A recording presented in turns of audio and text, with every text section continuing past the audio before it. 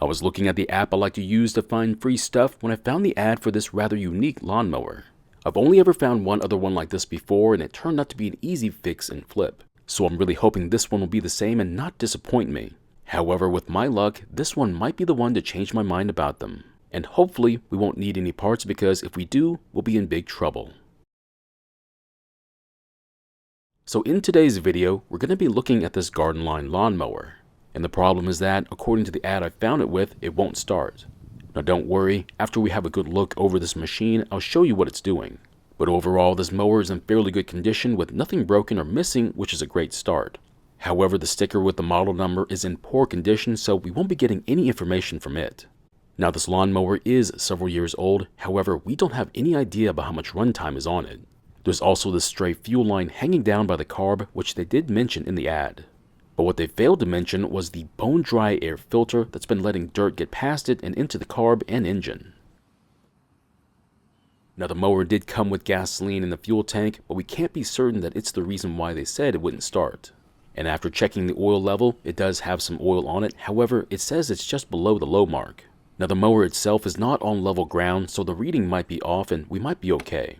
Next, we'll try and start the engine, but I'm going to over-prime it just to help it out.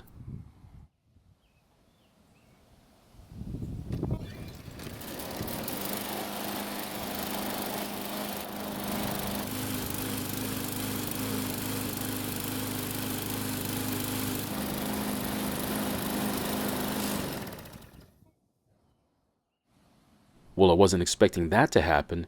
Not sure why they couldn't get it to start, but there might be something wrong with the primer bulb. I also had to stop the engine sooner than I wanted to because of the questionable oil level.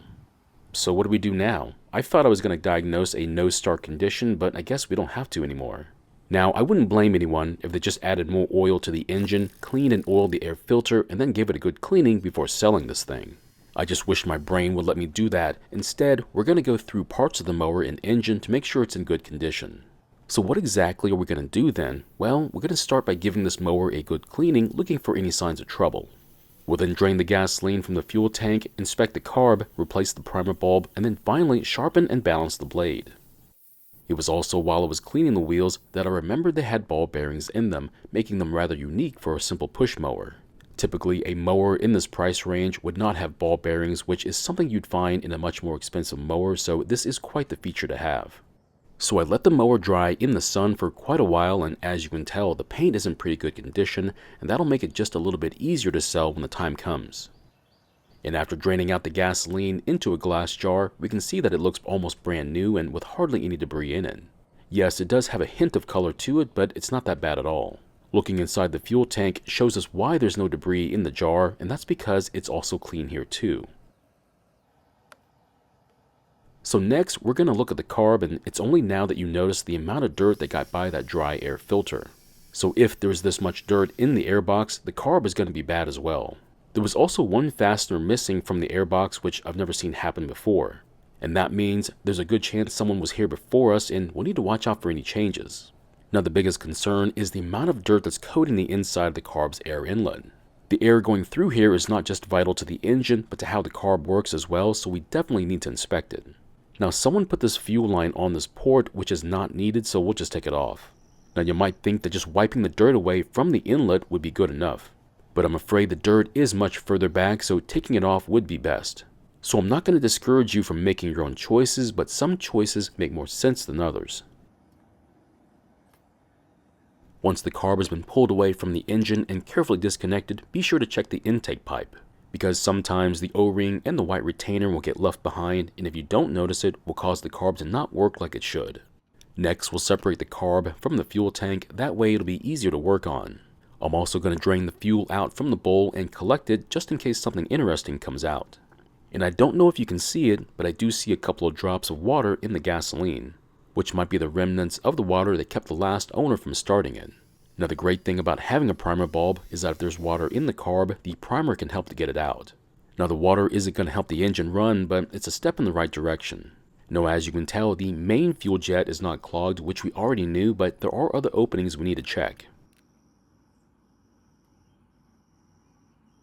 So these are the other larger openings, and as you can tell, the one on the left is clogged. And that's because this opening leads directly to another passage in the air inlet where all that dirt was. So after separating the cartridge, luckily everything else is clean, so we'll just clean out that plugged up opening and then use some carb cleaner on it. We can now finally start to put the carb back together, but this is when we have to pay close attention to how everything fits. If things are not seated properly or you forget a step, then the carb may not work like it should and you'll have to do this whole thing again. And I hate to admit this, but it even happens to me sometimes, and it won't be the last time either. Now, if you want an easy way out, you can always just order a brand new carb instead. Once the carb is back together, don't forget to install the O-ring and its retainer, otherwise the carb won't work like it should and the engine will not start. Now, if you don't trust yourself to be able to work on a carb, you can always film the process and use it later on to help out. Next, we'll reattach the fuel tank to the carb, then install both back onto the engine. So I didn't show it, but checking that the fuel line hasn't collapsed in due to ethanol would be a good idea. Unfortunately, the fuel line on this model is incredibly short, so installing a fuel shutoff valve is really tough to do. Of course, you can do it, however, it's either going to push against the fuel tank or just be unsightly. Also, do not forget to reconnect the breather hose to the port on the backside of the air filter base. I know it's for emissions, but it also closes up the port on the backside, preventing dirt from getting into the engine. I don't know if you realized it, but I forgot to install the new primer bulb to the base. I don't change these very often, so I did have to struggle quite a bit releasing the tabs on the backside. So I'll spare you having to watch me do it, but putting on the new one was a whole lot easier to do. But basically, you're just releasing the white plastic retainer, removing and replacing the bulb to the base, and then reinstalling a new retainer. Just make sure the new retainer is fully seated to the base, otherwise it won't be able to force fuel into the engine. So here's the problem that had us taking off the carb to begin with, and that is oiling the air filter. You have the option of using motor oil to do this, however, you need to clean and re-oil it on a regular basis too. No, I prefer to use a spray can out of convenience, but you're free to choose which one you want to use. Just remember to balance the blade after you sharpen it, otherwise it could cause the engine to be out of balance and shake while running. Now, we haven't changed the oil yet, but we do need to top off the oil before we do our test run. And the last thing we need to do is to put some fresh 100% gasoline with no ethanol into the fuel tank, prime the engine, and then try and start it.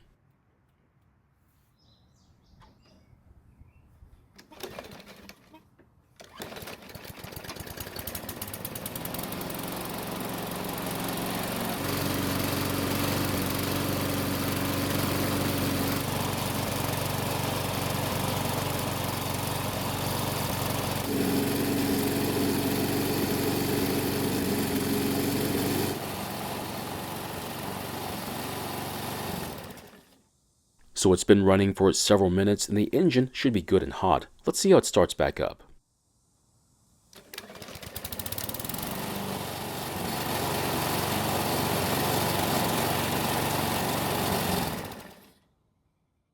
Now luckily it started back up just fine, however it could run just a bit smoother though.